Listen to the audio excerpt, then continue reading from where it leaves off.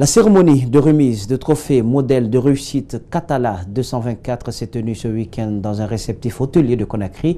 C'est une initiative de l'agence de communication Mort et Mort qui ambitionne ainsi de mettre en lumière les hommes et les femmes qui œuvrent pour la promotion de l'entrepreneuriat en Guinée. Compte rendu, Idrissa Bari, Mohamed Al-Hussein Kamara. Pour cette première édition, l'agence Moore & Moore a nominé 3 personnalités pour chacune de 7 catégories de modèles de réussite Catala 224. L'objectif est non seulement de mettre en lumière ces hommes et femmes qui travaillent pour la promotion de l'entrepreneuriat en Guinée, mais aussi accroître la prise de conscience des jeunes et encourager les efforts pour élever les ambitions de l'esprit d'entreprise dans le pays.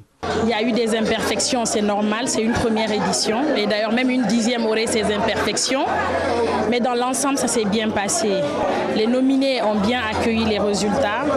Et il n'y a pas eu de parti prise. Tout s'est passé dans une transparence absolue. Donc, il y a de quoi être fier de cette première édition. Lamine Sissé de la Naïm est le Catala de la catégorie secteur public, alors que pour le privé, le trophée est revenu à Bakary Djabi, DG de Sogibek. Pour la culture, l'artiste peintre Xavier Phoenix Curtus est le lauréat, alors qu'en management, Yerimba Sidibé de Becept en est son récipiendaire.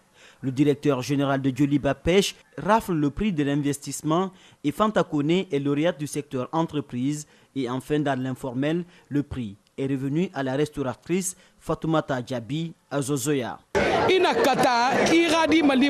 Ce trophée, il récompense mes efforts durant toutes ces années. J'invite donc les femmes guinéennes à fournir plus d'efforts pour que la prochaine fois, qu'on puisse récompenser une autre femme. Je dis aujourd'hui qu'il n'y a pas eu ici de gagnant ni de perdant. Mais c'est la Guinée qui a gagné, c'est la jeunesse guinéenne qui a gagné. Ce qu'on constate ici, c'est que c'est une marche vers l'émergence, c'est ce que nous souhaitons. Donc je voudrais ici féliciter et encourager l'ensemble des nominés ce soir, parce que je suis sûr que chacun dans ce domaine a fait montre de créativité pour le rayonnement de son entité. Je vous remercie.